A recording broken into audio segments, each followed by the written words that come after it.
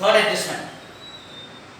Third adjustment, RTD to be maintained at 5% on debtors. RTD to be maintained at 5% on debtors. Adjustment के अंदर जो RTD है, this is new RTD. Adjustment में जो RTD है ये न्यू RTD है. उन्होंने बैलेंस शीट में भी डेटर्स में से RTD माइनस किया है. डेटर्स में से बैलेंस शीट में जो RTD माइनस किया है ये ओल्ड RTD है. तो बैलेंस शीट में जो डेटर्स में से माइनस किया दिस इज ओल्ड RTD और एडजस्टमेंट के अंदर ये न्यू RTD. तो ये जो एडजस्टमेंट है RTD maintain at 5% on debtors, ये बैलेंस शीट में एसेट साइड पे करना है. डेटर्स का इनर कॉलम के अंदर अमाउंट है 1,10,000. बैलेंस शीट में डेटर्स का इनर कॉलम में अमाउंट है 1,10,000. तो एसेट साइड में डेटर्स इनर कॉलम 1,10,000 माइनस करना है 5% RTD. डेटर्स का बैलेंस शीट में ये जो इनर कॉलम का अमाउंट है 1,10,000 ये लिखा हुआ है. इस पे कैलकुलेट करना है 5% RTD. तो 1,10,000 का 5%, 1,10,000 का 5%, amount of the RTD will be 5,500. 1,10,000 पे 5%, 5,500. आउटसाइड कॉलम में अमाउंट 1,04,500. ये जो RTD है ये RTD है न्यू RTD है. This is new RTD. तो न्यू RTD है 5,500. बैलेंस शीट में आपको RTD दिया है 11,000. ये ओल्ड RTD है. बैलेंस शीट में आपको RTD दिया है 11,000. This is old RTD. तो in this problem old RTD this is greater than new RTD. इस समय क्या हुआ है, बैलेंस शीट में जो RTD है which is the old RTD, this is greater than new RTD. तो इन दिस प्रॉब्लम आपको रिवैल्यूएशन अकाउंट में डिफरेंस क्रेडिट साइड पे लिखना है बाय RTD. रिवैल्यूएशन अकाउंट में डिफरेंस क्रेडिट साइड लिखना है by RTD because old RTD is greater than new RTD. Balance sheet में जो RTD है ओल्ड RTD उसका अमाउंट है 11,000. ओल्ड RTD है 11,000. न्यू RTD है 5,500. तो सम के अंदर क्या हुआ है, ओल्ड RTD जो है this is greater than new RTD. That's why difference is recorded in the revaluation account on the credit side. Revaluation account के क्रेडिट में क्यों लिखना है, बिकॉज ओल्ड RTD का जो अमाउंट है ये आपका न्यू RTD से क्या है, ग्रेटर है. तो because of old RTD is greater than new RTD, difference is recorded the revaluation account on the credit side. तो रिवैल्यूएशन में डिफरेंस 5,500. 11,000 इसमें से माइनस किया 5,500. 11,000 इसमें से सब्ट्रैक्ट किया 5,500.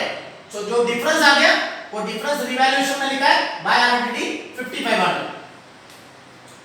Fourth adjustment, premises to be valued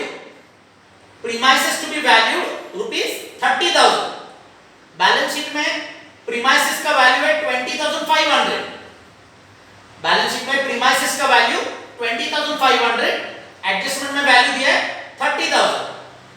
तो बैलेंस शीट में asset side premises inner column 20,500. Outside column 30,000. Balance sheet में जो प्रीमाइसेस का अमाउंट है 20,500. इनर कॉलम के अंदर लिखा है, एडजस्टमेंट में दिया है प्रीमाइसेस वैल्यू 30,000. ये 30,000 आउटसाइड कॉलम में लिखा है. इसमें जो डिफरेंस है वो ऐड करना है प्लस एप्रिसिएशन डेप्रिसिएशन 9500, प्रीमाइसेस का वैल्यू इंक्रीज हुआ बाय ₹9500। अभी 9500 इसका दूसरा इफेक्ट, 9500 रुपीस का दूसरा इफेक्ट, ये जो रिवैल्यूएशन अकाउंट है, रिवैल्यूएशन अकाउंट में यहाँ पे क्रेडिट साइड पे साइन दिया ए प्लस मतलब एसेट इंक्रीज, तो रिवैल्यूएशन में लिखना है बाय प्रीमाइसेस 9500। फोर्थ एडजस्टमेंट है प्रीमाइसेस वैल्यू 30,000, ये बैलेंस शीट का एसेट साइड का आउटसाइड कॉलम का फिगर है।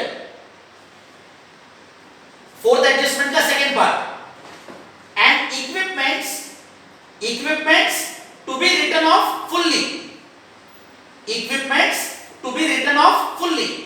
Underline the word written off. तो बैलेंस शीट में ये जो एसेट साइड पे जो इक्विपमेंट्स है, ये इक्विपमेंट्स का जो अमाउंट है, ये आपको क्या करना है, ये पूरा अमाउंट आपको रिटर्न ऑफ करना है। रिटर्न ऑफ करना मतलब कैंसिल करना है। एसेट साइड पे जो इक्विपमेंट्स का अमाउंट है 5000, एडजस्टमेंट आपको दिया है equipments to be return off fully, return off मतलब कैंसिल। ये जो इक्विपमेंट्स का जो अमाउंट है, ये बैलेंस शीट से आपको क्या करना है, पूरा कैंसिल करना है। तो एसेट साइड पे इक्विपमेंट्स, इनर कॉलम में 5000, एसेट साइड में इक्विपमेंट्स का अमाउंट है 5000, ये इनर कॉलम में लिया है, इसमें से सबट्रैक्ट करना है रिटर्न ऑफ। एडजस्टमेंट है equipments to be return off fully, तो पूरा फुल अमाउंट आपको सबट्रैक्ट करना है।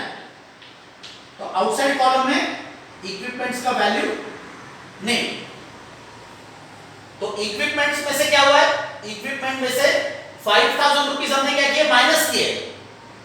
इक्विपमेंट में से 5000 रुपीस माइनस किए। एसेट का वैल्यू क्या हुआ, एसेट का वैल्यू डिक्रीज हुआ, तो एसेट डिक्रीज का इफेक्ट रिवैल्यूएशन अकाउंट में डेबिट साइड पे साइन है ए माइनस मतलब एसेट डिक्रीज, तो 2 इक्विपमेंट्स 5000।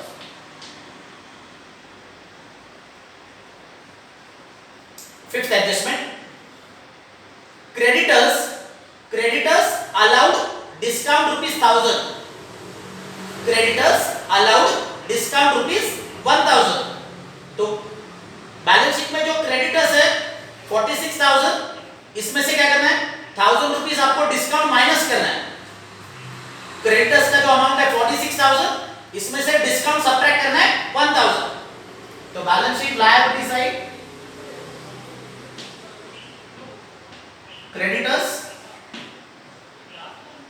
क्रेडिटर्स का अमाउंट है 46,000, क्रेडिटर्स का जो अमाउंट है 46,000, ये इनर कॉलम में लिखा है, इसमें से सबट्रैक्ट करना माइनस डिस्काउंट। एडजस्टमेंट है क्रेडिटर्स अलाउड डिस्काउंट ₹1000, तो 1000 रुपीस आपको क्या करना है, क्रेडिटर्स में से माइनस करना है, रिमेनिंग अमाउंट रह गया 45,000, इनर कॉलम में रखना है। रिमेनिंग अमाउंट ये इनर कॉलम में रखना है। अभी क्रेडिटर्स में से ये जो डिस्काउंट माइनस किया 1000, ये 1000 रुपीस का दूसरा इफेक्ट। क्रेडिटर्स में से ये जो डिस्काउंट सबट्रैक्ट किया 1000, इसका दूसरा इफेक्ट। लायबिलिटीज क्या हुआ, लायबिलिटी का वैल्यू डिक्रीज हुआ है। क्रेडिटर्स में से तुमने माइनस किया मतलब क्या हुआ, लायबिलिटी का वैल्यू डिक्रीज हुआ, तो लायबिलिटी डिक्रीज, रिवैल्यूएशन में यहाँ पे साइन है L माइनस का मीनिंग है लायबिलिटी डिक्रीज। तो ये जो डिस्काउंट है 1000 रुपीस, ये रिवैल्यूएशन में लिखना है बाय डिस्काउंट ऑन क्रेडिटर्स 1000। तो क्रेडिटर्स का बैलेंस शीट का जो वैल्यू है, क्रेडिटर्स का बैलेंस शीट का वैल्यू 46,000, इनर कॉलम में लिखा है डिस्काउंट 1000 माइनस किया, रिमेनिंग अमाउंट रही है 45,000। ये जो डिस्काउंट सब्ट्रैक्ट किया 1,000, इसका दूसरा इफेक्ट दिया, लायबिलिटी क्या हुआ, लायबिलिटी आपका डिक्रीज हुआ, तो लायबिलिटी डिक्रीज, इसका इफेक्ट रिवैल्यूएशन में दिया by discount on creditors 1000। Fifth adjustment, उसका second part, creditors allowed discount ₹1000 and they were paid off immediately. Underline करना है, they were paid off immediately. Underline the word paid off.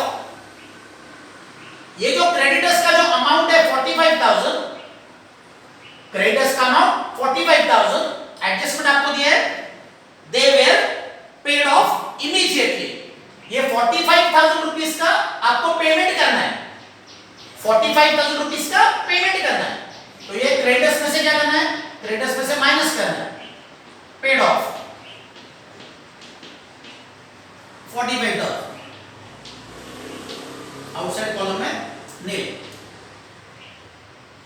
ये जो amount है 45,000, इसका क्या करना है, इसका आपको पेमेंट करना है, they were paid of immediately. अभी 45,000 रुपीस, इसको क्या करना है, आपको क्रेडिटर्स को पेमेंट करना है, 45,000 रुपीस क्रेडिटर्स को क्या करना है, पेमेंट करना है।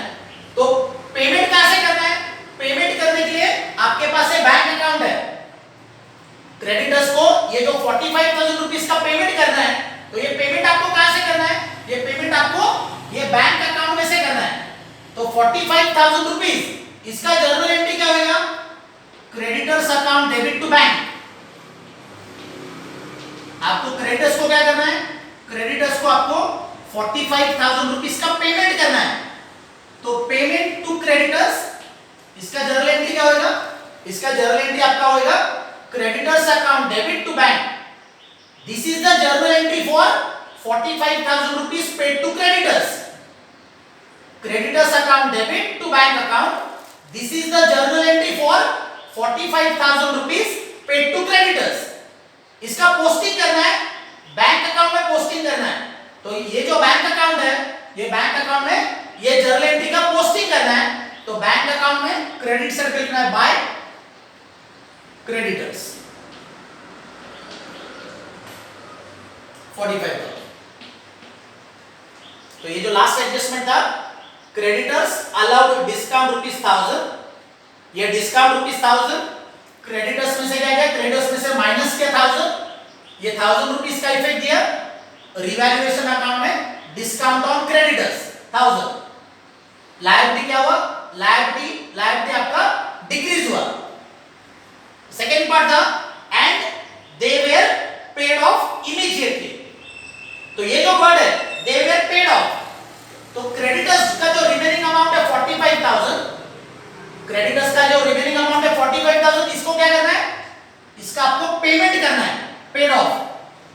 तो जर्नल एंट्री जो है ये 45,000 रुपीस का एंट्री किया गया, creditors account debit to bank, this is the journal entry for 45,000 rupees paid to creditors, creditors account debit to bank, ये जर्नल एंट्री किसके लिए, this is the entry for 45,000 rupees paid to creditors.